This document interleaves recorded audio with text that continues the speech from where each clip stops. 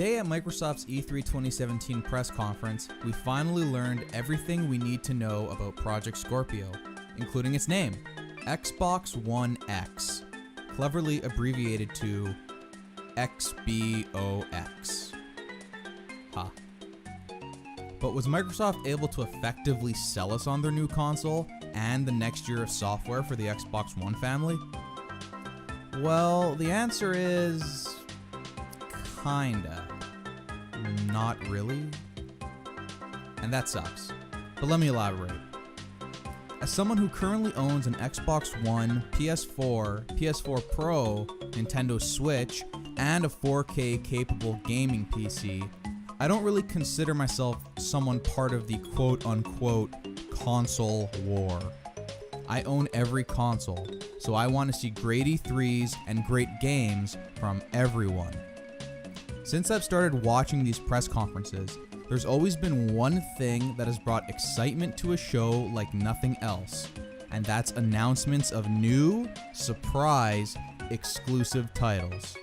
Almost every year, Sony, Microsoft, and Nintendo save a couple of key titles for their big surprise reveal at E3.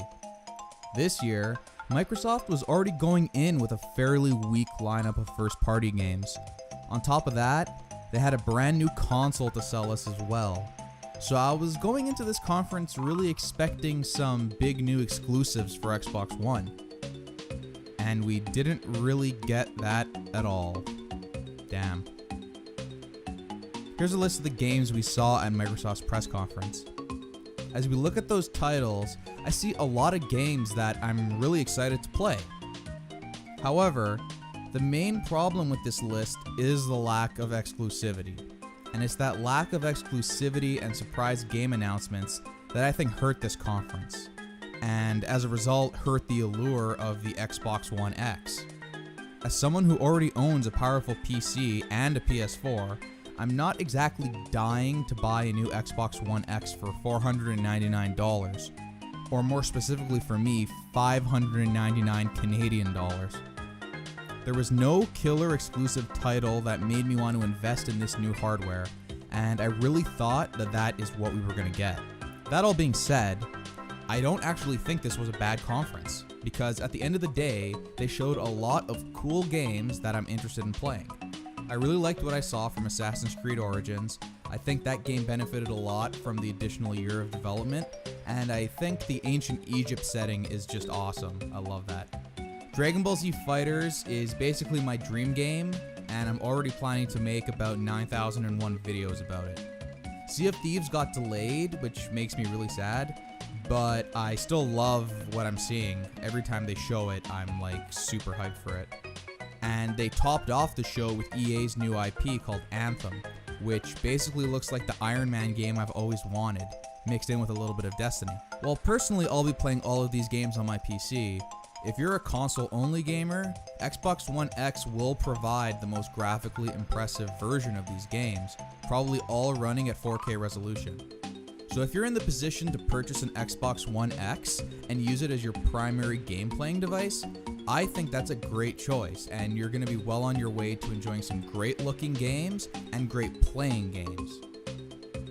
We also need to remember that there are some games that are confirmed for Xbox One and PS4, but don't have a PC version currently announced. For all of those games, Xbox One X is going to be the best option, period.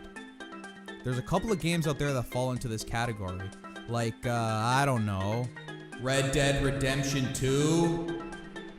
I still believe Red Dead will run at 4K on the Xbox One X, and that's going to be a massive selling point for this console.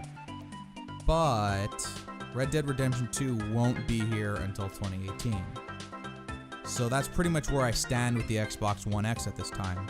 It's a wait and see for me. I don't feel the need to pay $600 for it at launch later this year. But when there's a price cut and a couple of cool games become available, I don't think I'll be able to resist. Overall, I do think Microsoft had a solid showing. They showed off a ton of games, many of which I'm definitely interested in playing. Unfortunately, they were lacking in big surprise announcements and exclusive first-party titles that would have really brought the hype. Also, $499 is a fair price for the Xbox One X considering the power and the size of it. But as someone who has a 4K capable PC, I probably won't be picking one up until 2018 at the earliest. Thanks so much for watching, everyone. The E3 hype train keeps on rolling with Sony on June 12th and Nintendo on June 13th. If you like this video and want to see more E3 coverage, please hit that like button and subscribe to my channel because I have a lot planned for this week. Thanks again and take care.